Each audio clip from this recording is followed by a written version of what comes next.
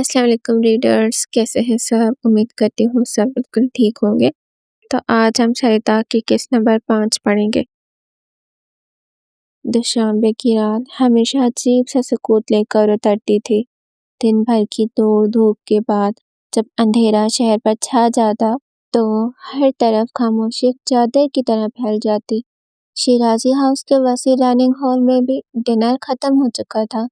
نوکروں نے برتن سمیٹ لیے تھے اور سب اپنے اپنے کمروں میں جا چکے تھے۔ شازل بھی آہستہ قدموں سے اپنے کمرے کی طرف گیا۔ کھڑکی کے باہر پورا دوشنبے اندھیرے میں ڈوبا تھا اور آسمان ستاروں کی چادر اوڑھے کھڑا تھا۔ دور کہیں کسی کتے کے بھونکنے کی آواز آ رہی تھی اور مدھم سی ہوا پردے ہلا رہی تھی۔ وہ خاموشی سے پیٹ کے کنارے بیٹھ گیا اور کھڑکی سے ستاروں کو دیکھنے لگا۔ اسی لمحے دروازے پر ہلکی سی دستک ہوئی۔ شازل نے پلٹ کر دیکھا، دروازہ کھلا اور اس کی ماں اندر داخل ہوئی۔ ان کے ہاتھ میں ایک چھوٹی سی تسبیح تھی جو آہستہ آہستہ ان کی انگلیوں میں چل رہی تھی۔ سوئی نہیں ابھی تک؟ ماں کی آواز نرم اور تھکی ہوئی تھی۔ شازل نے نظر جھکاتے ہوئے کہا، نیند نہیں آ رہی اوچا؟ وہ اس کے پاس آئی اور بیڈ کے دوسرے کونے پر بیٹھ گئی۔ کمرے کی مدھم روشنی میں ان کے چہرے پر تھکن بھی تھی اور سکون بھی۔ کچھ لمحے وہ خاموش رہی، پھر شازل نے خود آہستہ آواز میں پوچھا، اوچا، کیا زندگی ہمیشہ وہ دیتی ہے جو ہم چاہتے ہیں؟ بیٹا، زندگی ہمیشہ وہ نہیں دیتی جو ہم چاہتے ہیں، اکثر وہی دیتی ہے جس کی ہمیں ضرورت ہوتی ہے۔ شازل نے پلکیں جھپکی، لیکن اگر وہ چیز ہمیں کبھی نہ چاہیے ہو، اگر وہ ہمیں اندر سے توڑ دے؟ ماں نے تسبیح اپنی گود میں رکھ دی اور آہستہ آواز میں کہا، کبھی کبھی ٹوٹنا ہی اصل بننے کی شروعات ہوتی ہے، جیسے بھی زمین میں دفن ہوتا ہے اندھیروں اور دباؤ میں، مگر وہیں سے ایک ننھی کوپل نکلتی ہے۔ شازل خاموشی سے سنتا رہا۔ دل کے اندر کہیں کچھ ہل ضرور رہا تھا، لیکن چہرے پر اپنی سنجیدگی کی تہ جمی تھی۔ ماں کی آواز اور گہری ہو گئی، جانتے ہو بیٹا، پرفیکٹ بننے کی ضد اکثر انسان سے اس کی معصومیت چھین لیتی ہے، لیکن پرفیکٹ کا اصل مطلب بے عیب ہونا نہیں، بلکہ ٹوٹ کر بھی اللہ سے جڑے رہنا ہے۔ جو یہ سمجھ لے وہ دنیا کا سب سے مضبوط انسان ہے۔ شازل کی پلکیں ہلی، جیسے کوئی خیال اندر گہرا چپ گیا ہو۔ وہ سوچ میں پڑ گیا کہ ماں کو کیسے پتا کہ وہ پرفیکٹ بننے کی ضد دل میں لیے بیٹھا ہے، مگر وہ یہ بھول گیا تھا کہ ماں بنا کہے بھی دل کی بات پڑھ لیتی ہے۔ اس نے نظر جھکا لی۔ ماں نے اس کے بالوں پر شفقت سے انگلیاں گھمائی، جیسے برسوں کی تھکن اور درد ایک لمس میں سمیٹ لینا چاہتی ہو۔ یاد رکھو شازل، سب تمہارے خلاف ہو جائیں تب بھی اگر اللہ تمہارے ساتھ ہے تو تم جیت گئے، اور سب تمہارے ساتھ ہوں لیکن اللہ نہ ہو تو تم ہار گئے۔ کمرے میں سکوت چھا گیا۔ باہر کی ہوا تیز ہو گئی تھی، پردے ہلنے لگے تھے۔ شازل اب بھی خاموش بیٹھا تھا، مگر دل کی زمین میں کہیں ایک نادیدہ بیج بو دیا گیا تھا۔ وہ ستاروں کو دیکھ رہا تھا، پھر بڑی معصومیت سے بولا، اوچا، آسمان پر اتنے ستارے کیوں ہوتے ہیں؟ ماں کے لبوں پر مسکراہٹ آئی اور نرمی سے کہا، بیٹا، اللہ نے قرآن میں فرمایا ہے، اور وہی ہے جس نے تمہارے لیے ستارے بنائے تاکہ تم ان کے ذریعے خشکی اور سمندر کے اندھیروں میں راستہ پاؤ۔ بے شک ہم نے دلائل کو ان لوگوں کے لیے صاف صاف بیان کر دیا ہے جو علم رکھتے ہیں۔ شازل نے چونک کر ماں کی طرف دیکھا، اوچا، مجھے سمجھ نہیں آئی، ستاروں سے راستہ، یہ صرف سفر کے لیے ہے یا کوئی اور بھی مطلب ہے؟ ماں کی آنکھوں میں گہری روشنی اتر آئی۔ انہوں نے دھیرے سے کہا، بیٹا، قرآن کی یہ آیت صرف ساری سفر کے لیے نہیں، یہ تو زندگی کے سفر کی بھی بات کرتی ہے۔ جیسے مسافر صحرا کے اندھیروں میں ستاروں کو دیکھ کر راستہ ڈھونڈتے ہیں، ویسے ہی انسان اپنی زندگی کے اندھیروں میں بھی روشنی تلاش کرتا ہے۔ یہ ستارے صرف آسمان پر نہیں، کبھی کبھی لوگ بھی ہماری زندگی میں ستارے بن کر آتے ہیں۔ وہ رہنمائی کرتے ہیں، راستہ دکھاتے ہیں اور بعض اوقات قرآن کی ایک آیت ہی دل کے سب اندھیرے مٹا دیتی ہے، بالکل ستارے کی طرح۔ یہ جملے سنتے ہوئے شاہزل کے اندر جیسے کوئی کھڑکی کھل گئی۔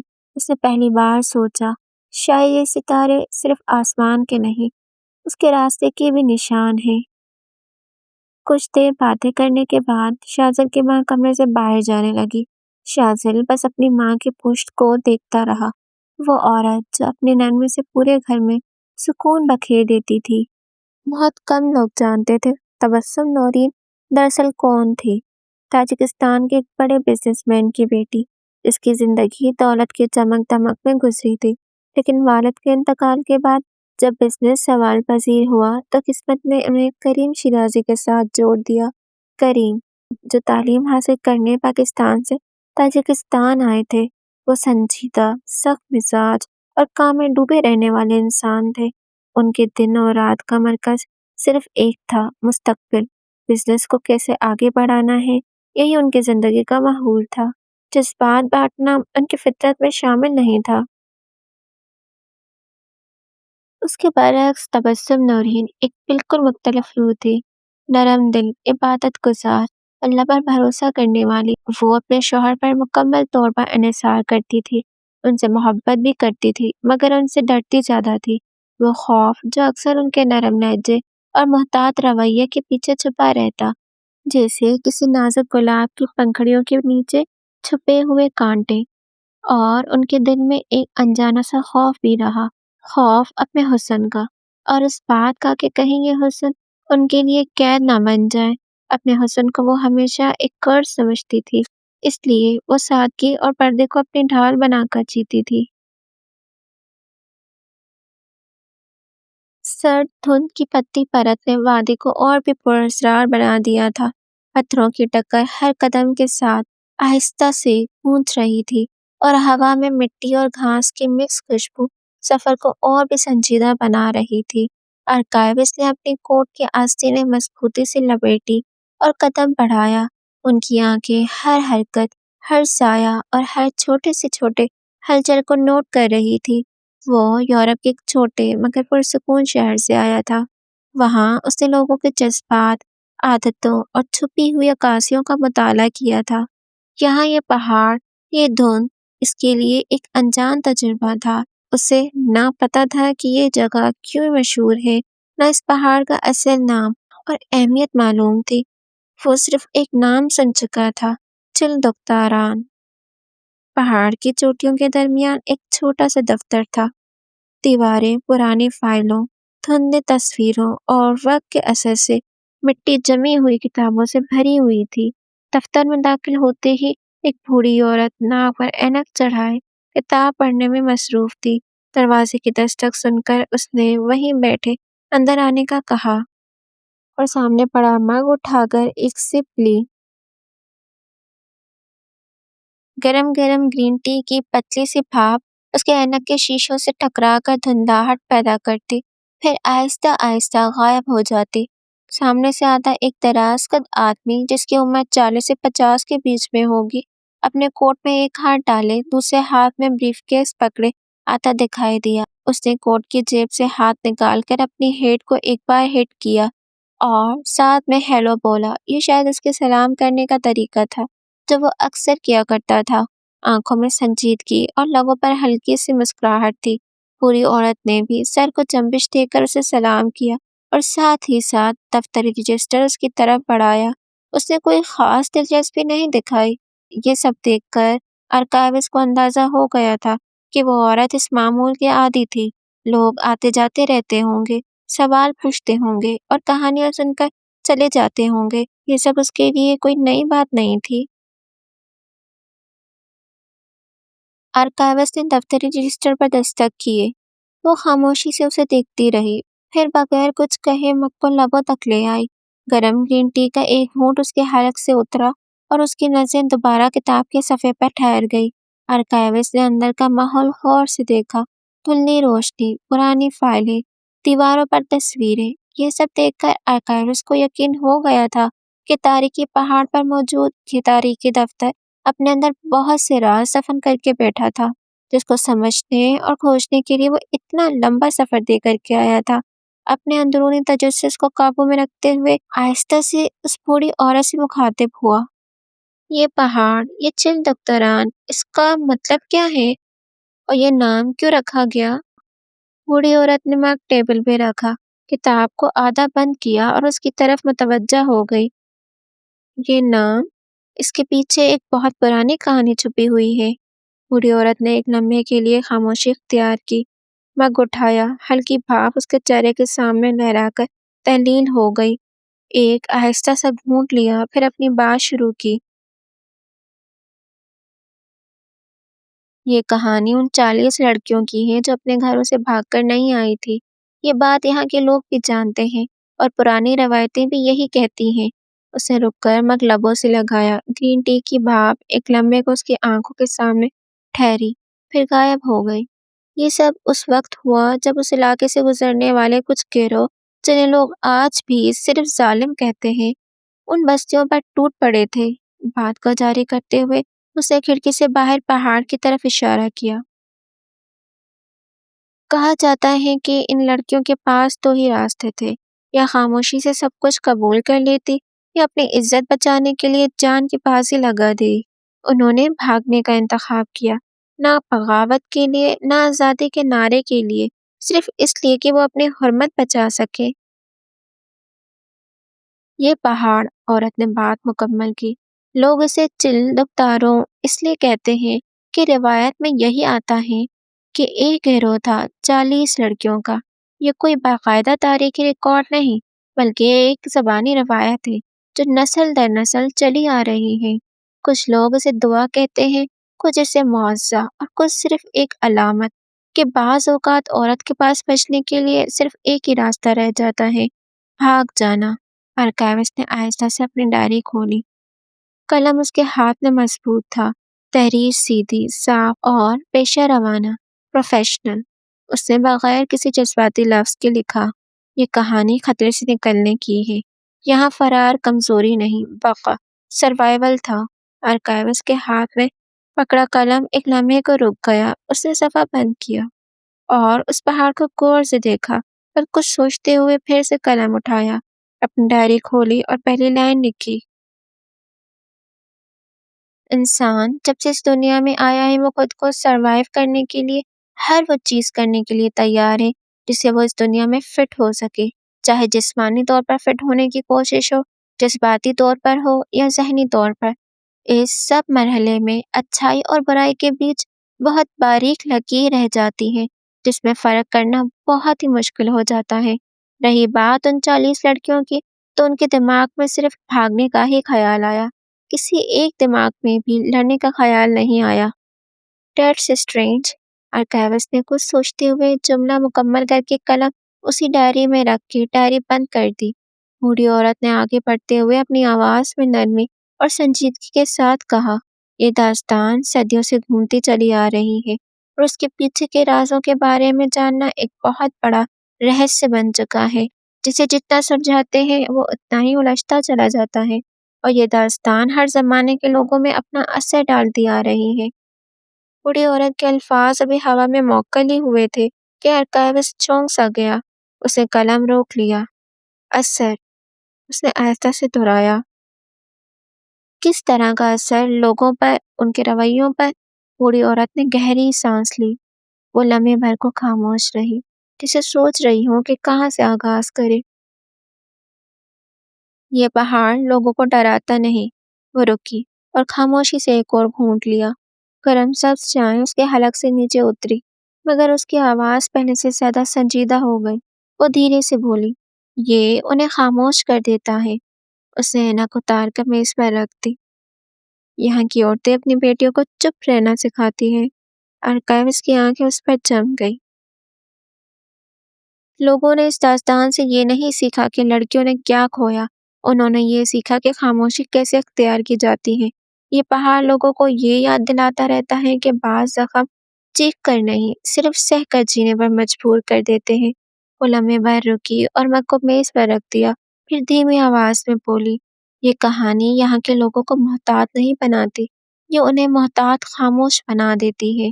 اور خاموشی سب سے گہرا اثر چھوڑتی ہے۔ ارکیوس نے نظر جھکا لی۔ یہ وہ جواب تھا جس کی اسے توقع نہ تھی، اور شاید یہی اس کہانی کی اصل دہشت تھی۔ ارکیوس نے خاموشی سے سنا، ہر لفظ کو محسوس کیا اور قلم کو دوبارہ صفحے پر لے آیا۔ ہر لفظ، ہر واقعہ، ہر جذبہ ایک داستان سناتا ہے۔ یہ کہانی صرف معلومات نہیں، یہ احساسات، خوف اور حوصلے کا مجموعہ ہے۔ ڈائری ایک خاص قسم کی تھی، نرم جلد، ہلکی پیلی صفحات اور قلم ایک مضبوط اسٹائلوس تھا۔ وہ ہر لفظ صاف اور سوچ سمجھ کر لکھتا، جیسے ہر حرف میں حقیقت چھپی ہو۔ ارکیوس نے دفتر کے کونے میں رکھی فائلیں دیکھی، پرانی فائلیں دھند سے اٹی ہوئی، ہر ایک پر وقت کی مٹی جم چکی تھی۔ اس نے ایک فائل اٹھائی، درج صاف کیا اور کھولا۔ اس میں عورتوں اور لڑکیوں کے مقام کی تفصیل، حملے کے دن کی تاریخ اور وقت، اور کچھ آبزرویشنز شامل تھی جو مقامی لوگوں نے نوٹ کی تھی۔ ارکیوس نے اپنے اندر سوچا، یہ صرف سطحی معلومات ہے، اصل کہانی تو وہ ہے جو لوگوں کی آنکھوں، رویوں اور خاموشی میں چھپی ہے۔ بوڑھی عورت نے دھیرے سے کہا، آپ صرف دستاویز دیکھ کر حقیقت نہیں جان سکتے۔ ارکیوس نے سر ہلایا اور اپنے اندر سوچا، یہاں ہر واقعہ، ہر فائل، ہر آبزرور کے رویے سے کچھ نیا معلوم ہوگا۔ مجھے صرف دیکھنا اور نوٹ کرنا ہے۔ اس نے ڈائری کا دوسرا صفحہ کھولا اور قلم سے لکھنا شروع کیا۔ یہ پہاڑ، یہ نام، یہ کہانیاں، سب انسان کی طاقت اور صبر کا مظہر ہے۔ ہر خاموشی کے پیچھے ایک پوری دنیا چھپی ہوئی ہے، اور میں یہاں ہوں اسے سمجھنے کے لیے۔ بوڑھی عورت نے بات ختم کی تو کمرے میں گہری خاموشی پھیل گئی۔ مگ میں موجود گرین ٹی کی بھاپ اب مدھم ہو چکی تھی۔ ارکیوس نے ڈائری بند کی۔ یہ اس بات کی علامت تھی کہ گفتگو ابھی ختم نہیں ہوئی۔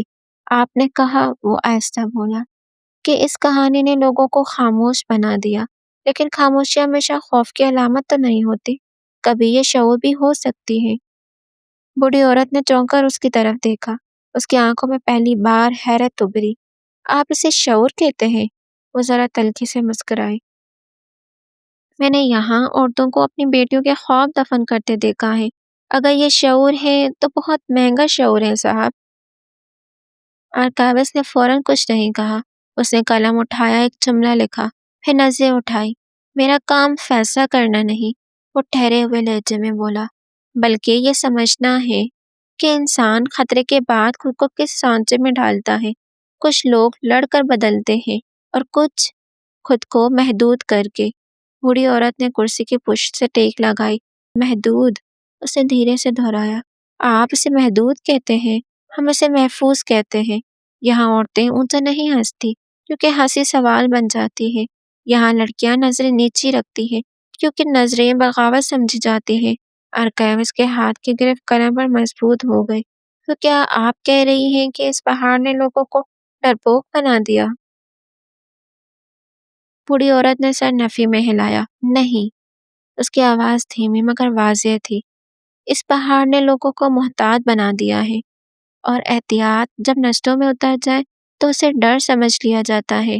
ارکیوس نے فوراً لکھا، خوف اور احتیاط کے درمیان فرق صرف نیت کا ہوتا ہے، عمل کا نہیں۔ اس نے سر اٹھا کر دوبارہ پوچھا، اور وہ 40 لڑکیاں، کیا ان کے فیصلے نے کسی کو بدل دیا؟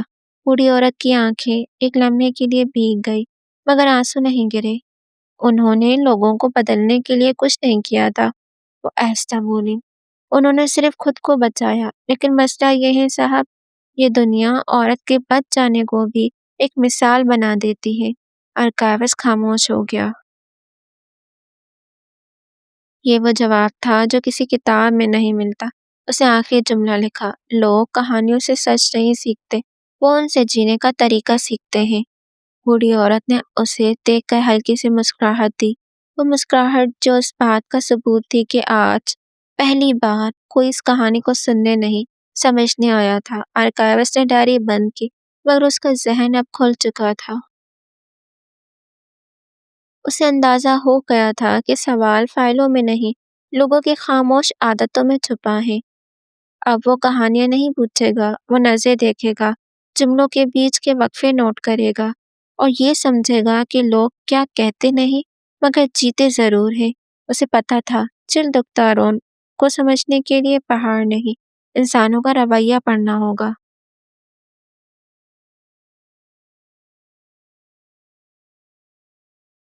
اے میرے اللہ، تو ہی پروردگار ہے، بے قرار دلوں پر رحم فرما۔ تو ہی جہان کا نور ہے، تو ہی پناہ ہے، اپنے بندے کی مدد فرما اے معبود۔ میرے دل کو تیرے نام سے سکون ملتا ہے، تیرا ذکر ہر درد کی دوا بن جاتا ہے۔ صبح کی نرم سنہری کرنیں گاؤں کے اس چھوٹے سے گھر کی کچی دیواروں پر یوں بکھر رہی تھی جیسے روشنی خود آہستہ آہستہ دروازہ کھٹکھٹا کر اندر داخل ہونا چاہتی ہو۔ ہوا میں ہلکی سی ٹھنڈک گھلی تھی اور کچن کے پاس لٹکی خشک جڑی بوٹیوں سے مانوس سی خوشبو پورے صحن میں پھیل رہی تھی۔